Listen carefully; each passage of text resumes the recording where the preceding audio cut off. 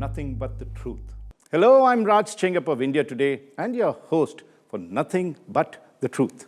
This is my weekly X-ray of key issues that matter to you without holding back on the truth. In this episode, we will give you an entirely different take of Union Budget 2026 presented on February 2nd. This is put together by my India Today colleagues, and our analysis is that the Modi government is betting big on the future.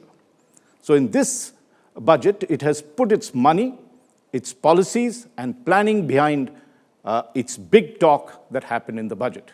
In fact, Union Finance Minister Nirmala Sitharaman behaved, as one expert put it, more like a venture capitalist with a national mission. The budget identified 10 key sectors which span mostly the so-called new economy, and these are areas where the world is moving fast, where geopolitics is reshaping supply chains, where jobs of the future will come from, and where India can realistically build global strength. And this framing is important. This isn't just about growth, it's a budget about developed India or a Viksit Bharat. So let's do this simply, because budgets, as you know, can feel like spreadsheets, especially to a lot of laypersons, including me. But this one is actually about your health, your mobility, your job options, your city, and India's place in the world. That's what this budget is all about. Now, let me get into each of these 10 key sectors that we've identified, and I'll explain 4 things about these so that it makes it much more easier to understand why we are focusing on that. One is, of course, what is it, and why is it a cutting edge? Why does India need it now? How will it change our lives? These are the 4 questions that we will try and answer in each of these key sectors so that you get a sense of what this all means. And so now let's get into each of these. The first key focus area of this budget is what is known as Bio-pharma, which is the future of medicine, Bio-pharma. Now, what is this about? What is Bio-pharma about? It's about medicines made from living cells, which is in our body and others, not just chemical compounds. So when we talk of this, think of modern treatments for cancer, diabetes, autoimmune disorders, and they all come under what is called biologics and biosimilars. These are cutting edge because the world is shifting from what we know as one pill fits all, or a one sock fits all sizes, as we say in tailoring, to precision therapies made by advanced biologics. These are complex drugs that require world-class manufacturing. So why does India need to do it now? Because India has global credibility in generics. And these are generic pharmaceuticals, but biologics is the next big frontier. If India doesn't build capacity here, we will keep importing expensive advanced medicines, which means that the cost for you and me will only increase rather than decrease. So it's very, very important that India begins to get capability and also self-reliance in this. So what is the kind of difference it makes to our lives? As I mentioned, it means better treatment at lower cost. It means India isn't just selling cheap medicines. India is building the medicines of tomorrow. Also, Bio-pharma creates high-quality jobs, lab technicians, clinical trial managers, regulatory experts, and scientists. So Budget 2026 launched what it called Bio-pharma Shakti and backed it with rupees 10,000 crores to start with, to turn India into a global biomanufacturing hub. That's the big thrust that this budget has given. And this means essentially new research institutes, which will be set across the nation, as well as nationwide clinical trials with greater networks and faster globally accepted drug approvals. And this is what India is moving up to, the pharmaceutical value chain, so that our pharma manufacturers can lead in biosimilars just like it led in generics. Mind you, biosimilars and biologics form now 20% of the pharmaceutical market across the world and in India, and is likely to grow even more rapid and constitute almost 50%, which is huge business. Now let's come to the second big area that this budget focused on, which is semiconductors, which, as we know, is the brains inside everything that we do, every electronic chip that sits in your phone, laptop, car, smart TV, and soon, as we are seeing, everything in your home. Now, this is cutting-edge technology because chips are now the core of artificial intelligence, or AI, defense and defense equipment, electric vehicles, which we all started driving in India as well, and advanced manufacturing. Whoever controls chips controls the modern economy. Now, India cannot remain dependent on imports for something so central, and we've seen how supply shocks and geopolitical tensions have made chips become a national security risk, and therefore it's no more just a luxury to make those chips in India, but now a necessity for national security. Budget 2026 doubles down on India's semiconductor mission and calling it 2.0, and this shifts focus from just building factories to anchoring India in global supply chains. That's the key. You're getting the whole upstream, downstream now being established across the country through Semiconductor Mission 2.0. And there are three major things that they're doing. One is expansion into chip materials, equipment, and R&D, which is what I mentioned, upstream, downstream. Stronger incentives for electronic components, that is something that we've been doing, and a push for 50 major chip design companies. That is big. We're looking for 50 major companies to come in that are going to design these chips and also establish the entire wherewithal for it. And why does this matter? Because semiconductor ecosystems just don't create factory jobs. They generate entire cities of engineers, suppliers, logistic firms, and startups. This is how Taiwan, South Korea, and now China built technological dominance. India may be late in doing so, late in coming into this field, but the good news is that it is no longer absent. The third major focus, I talked of semiconductors in the second, and we looked at biopharmas in the first. The third major focus of Budget 2026 is rare earths. Now, rare earth elements are minerals used in powerful magnets and components found in electric vehicles, wind turbines, missiles, smartphones, and even the earbuds that you have. It is important that India develops self-reliance in rare earths because the clean energy economy, which is electric vehicles, renewable power, advanced electronics as we know it, depends on rare earths, the very minerals that enable you to make these critical magnets. Now, China dominates rare earth processing globally. It's a very expensive business because you have to collect a lot of minerals to extract the small amount of the key elements that make up the magnets. That's why it's called rare earth, because it's so difficult to get them from chunks and chunks of rock that you might have to process.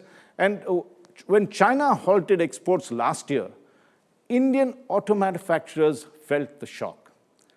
And Budget 2026 responds decisively to the challenge by doing the following things. It is setting up dedicated rare earth corridors in mineral-rich states. Those states have been listed. Many of them are in the south and also, of course, the east coast of India. And you can look it up to find out whether your states figure in it, and therefore more business for that particular state. The budget also declares zero customs duty on key inputs for rare earth manufacturing, and it has expanded the exploration under the critical minerals mission that India already has. All this is expected to lead to strategic autonomy. Jobs here won't just be for miners. They'll include metallurgists, material scientists, plant operators, and engineers. This sector underpins everything from green energy to defense manufacturing. That's why it is so critical. And as you can see, in every sector that I've talked about, we're also listing the job possibilities and the opportunities that will open up to you and me, entrepreneurs, and anyone else wanting to move forward in this country. And there are 140 crore of us who want to do that. Now, the fourth major area, focus area of Budget 2026 is enabling what they call chemical parks. which is really the backbone industry that needs to get an upgrade. Chemicals are everywhere, whether in textiles, pharmaceuticals, packaging, soaps, fertilizers, electronics, construction, you name it. Chemicals are all integrated into this, the manufacturing of this. And what we are looking now for, and Budget 2026 is talking about, is the need for integrated zones where chemical manufacturing becomes more efficient and competitive. Unfortunately, India's chemical industry so far remains fragmented. China dominates because it builds integrated chemical hubs where waste from one plant becomes input for another, because making chemicals is also environmentally very polluting and can be, and therefore the recycling of these to make it into lesser elements and is very necessary to create what are called chemical hubs to cause the least damage. Now, Budget 2026 allocates 600 crores for chemical parks, that's the initial seed funding, and it focuses on infrastructure, logistics, and sustainability. Now, of course, this is slow burn reform, but when it works, it will create clusters of thousands of jobs and boost India's share in the $5 trillion global industry. That's how important these chemical parks are. The fifth major area is turning India's micro and small businesses into bigger champions. Now, these are called MSMEs, or micro, small, and medium enterprises areas, and India's job engine really depends on this particular sector. It accounts for close to 60 to 70% of our labor force, working labor force, and India has 76 million MSMEs. But almost all of them stay small forever, and there are various reasons. I won't get into it. Many of these are because there are a lot of incentives to stay small, very few to grow big. And the reason they remain small is they lack equity, they face delayed payments, and also drown in compliance. Now, Budget 2026 tackles all these key issues. What it's done is it's set aside a rupees 10,000 crore SME, or Small and Medium Enterprises Growth Fund, for equity. And this is also what they're trying to do is, by giving this, they expect a much bigger expansion drive that is going to happen. And to help them, they've also set up what are called corporate mitras. There are other schemes for small industry, micro, small, and medium industries, which we can go into in more detail. But I'd just like to say that a lot of these things are being done to enable small industries, micro industries to grow. And this is all about turning family workshops into scalable enterprises. So MSME is the fifth big area of focus, and can we move them from these very small enterprises into big champions of industry? And a lot of incentives are there.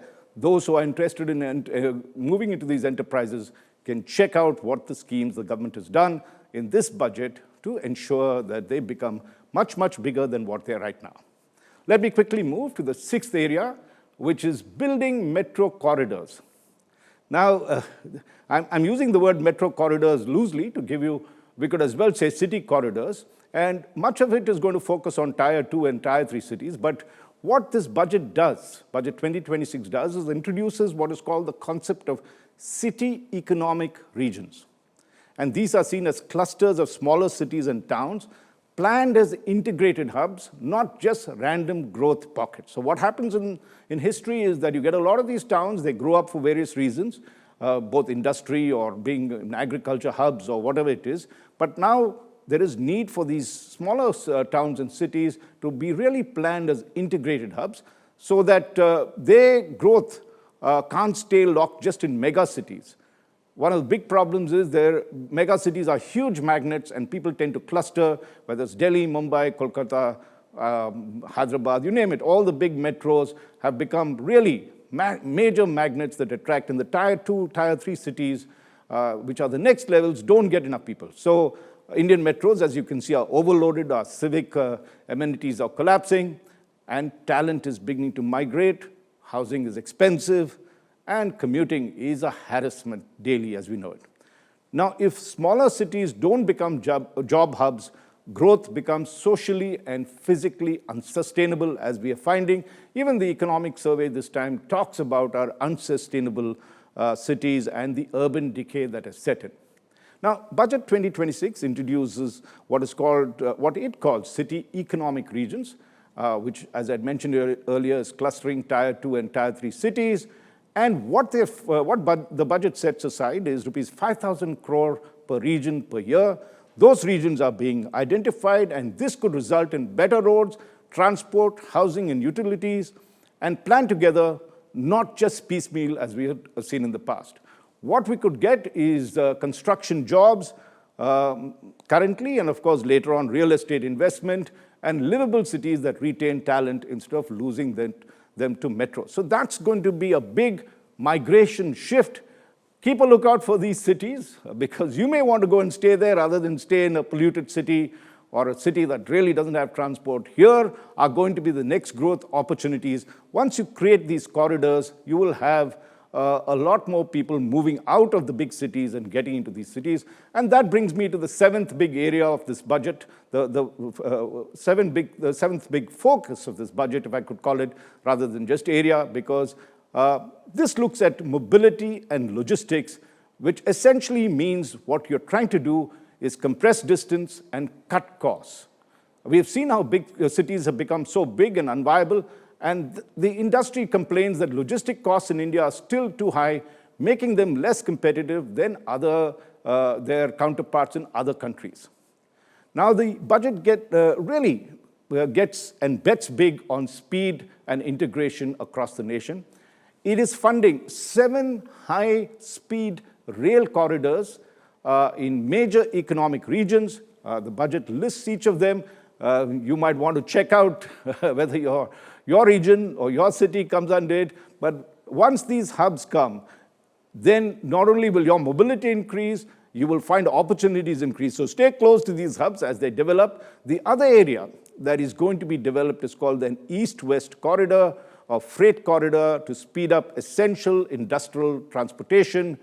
And that is also going to be big, because each of these places, once they come, connecting east and west, is right across the heart of the country. And once you do that, each of these cities become major job-generating areas, because you will have a lot of movement going on in these places. Apart from that, very interestingly, this budget focuses on what is called 20 new national internal waterways. We have lots of rivers that we can navigate. And by the way, navigating on water is much cheaper and probably faster to carry cargo than, say, road and railways, because there's an enormous amount of choking that we are seeing in these roads and railways. Once you develop the waterways, you have got another major artery that you can move your cargo with. Now, together, all these will reduce travel time, cut freight costs, and link inland regions to ports. That's the big thing, the multimodal linkage that is there. And every kilometer of infrastructure creates direct construction jobs, but more importantly, it unlocks regional economies, and this would last for decades. So look out for that. That's the other big corridors that you need to look out, and where the waterways would be. I'm talking all this because at the end of the day, it's all about enterprise. We are an aspirational country. We have 140 crore people, with at least 60% of them below 35, which means all of us are looking for jobs, or our children are looking for jobs. And this budget is betting on that future, where a lot of those who are currently in college or just out at 2025 will be looking out for these big areas. That doesn't mean those below 30 need to feel neglected. These will throw up all kinds of jobs that are there. But there's one area that is really meant for the young, and this is the 8th major focus area of this budget. It's called the orange economy, for the strangest of reasons, because of either geographical indicators, but I won't get into that. But this is where creativity becomes a career and not just a side hustle. So what is this orange economy that we talk about? It is the business of creativity, animation, which you see on your own mobile phone, VFX. To have to make the expansion of VFX, every youngster knows what it means. Gaming, comics, design, digital media, XR, you name it, and these things have exploded across. So these are industries now that convert culture and intellectual property into economic value. and it's cutting edge because global youth culture is now a multi-trillion, I want to say, multi-trillion dollar export industry. Korea did it with music and TV. We've seen how it's expanded K-pop and everything else. Japan did it with anime. The US dominates dominates this area with films and gaming. India has talent, but needs scale.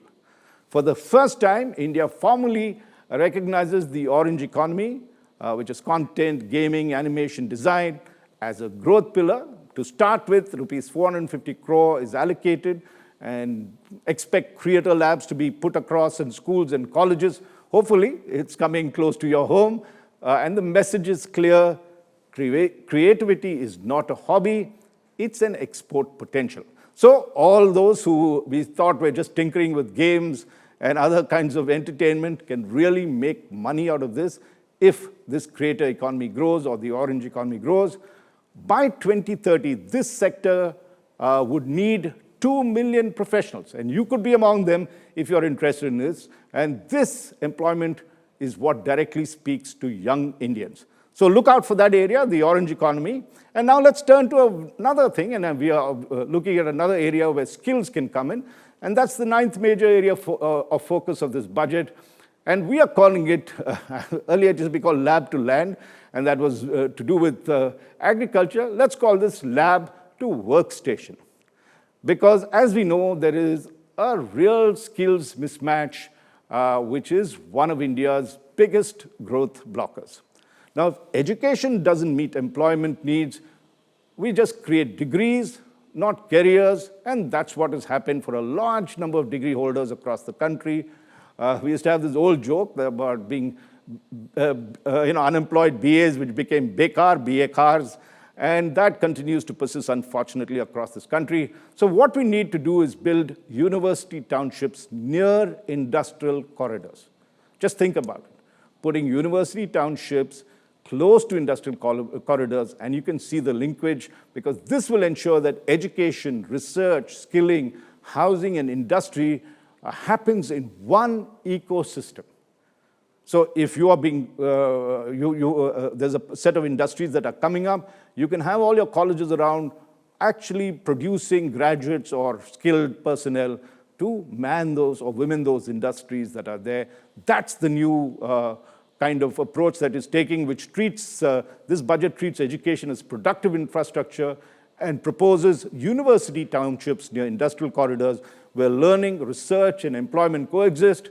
The funding may still be modest, but the direction is clear, and it is for all of us to push the union government and tell us where are these coming up, and also lobby to ensure it comes in a state or city close to you. And finally, the most important thing that this nation needs, because almost 60 to 70% of our labor is being employed in this particular sector. You've guessed it, it's agriculture. And what we need is agri-diversity, which is moving beyond what we call cereal centrism. And when we say cereal centrism, that means rice, wheat, and all the things that we consume the most here, but that we've just got too much happening, and we need agri-diversity more than ever before, because a cereal-centric policy leaves many regions and farmers underserved. We are producing just too much rice, just too much wheat, and therefore the prices have to be, in many senses, artificially generated, controlled, managed, which we should be getting away, and that's, I won't get into the minimum support price arguments. That's a whole thing, but what we need to do instead is, instead of exporting raw produce, actually push out higher value processed products. So this is what is needed, this big push towards high value plantation and cash crops. Coconut is a big, big area. Cashew nuts, cocoa, and others. We produce almost 1/4 of the world's coconuts, but we process only 1/5 of them. So we produce 25% of the world's coconuts, but we're able to do only 20% processing when we should be doing much, much more. Countries like Indonesia, Philippines, I'm told, do 70% of that. So we need to really, really focus on some of these areas. Coconuts is a great potential, especially in coastal India. And this is what agriculture needs in the future, where we can move towards cash crops, because the future of farm income growth is less about producing more basic staples as we know it, rice and wheat, and more about value addition, processing, branding, exports, and stable market linkages. You just go to a place like Thailand, and when you have coconut water there, it's standardized. You get sweet coconuts. I don't know how you do it, but we need to find out, because we are really a hot country, and instead of having all these other aerated drinks, nothing like a good refreshing coconut water, but we do need to develop that. Within India itself, there's a great potential. So Budget 2026 does make a beginning to that process, and we need to actually fund it much more to get the kind of food processing jobs, whether it's cold storage, logistics, packaging, certification, exports. That's a really, really big area which has been left untapped, along with what we call horticulture, which is fruits and vegetables. So India needs to get off this complete addiction to rice and wheat, our farmers, and why we don't blame them, because the others are not protected, but we need to ensure markets for fruits, vegetables, and as we are now talking about in this budget, the cash crops, which we really grow plenty, but we do very little value addition to them. So I've covered 10 of those areas, and we can go down each of those areas, whether bio-pharma, chemical parks, semiconductors, logistics that we talked about, metro corridors, more cutting-edge stuff when we come to agriculture. There are a whole host of areas, but let's sum up the real message of this budget. It does fund these 10 sectors that we are talking about, in some with lots of money, some with limited sums, but with potential to grow more. That is something we also need to keep the pressure on, but it has 3 or 4 broad strands. One is this, it's all about strategic capability. When you look at it, whether it's chips, rare earth, and chemicals, we need to be self-reliant, otherwise we'll be under pressure. 2, as we've seen, this budget is also about human capital for the future, education hubs, skills, creator economy, the orange economy that I talked about. Then, of course, there's connectivity, which is mobility, much faster things, movement, and, of course, development of city regions. And, of course, global competitiveness is the 4th, which looks at export standards and supply chains. And that's very important, because if we do not export what we're producing, and we've seen the host of big trade deals that we've signed. America is the latest one. We did EU earlier. America, of course, the fine print is to be seen. Now, all these aim at the same outcome, which is more jobs, higher productivity, and stronger economic power. This budget essentially says, here are the engines of the future. If we build them, the train will move rapidly towards a Viksit Bharat. That's the big bet. Will it work? That depends on execution, so many other things, land clearances, coordination with states, and plenty of funding, and of course, enterprise and aspiration from people like you and me and our families. And we need to stay the course for years. This is a generational endeavor. But as a direction of travel, Budget 2026 is making a clear bet. India wants to be a serious, future-ready economic powerhouse. For more details, you can read the in-depth cover story on the budget written by my colleagues in India Today, and you can find it in the latest issue. Thank you for being with me in this episode of Nothing But the Truth. I look forward to having you with me next week. Nothing But the Truth.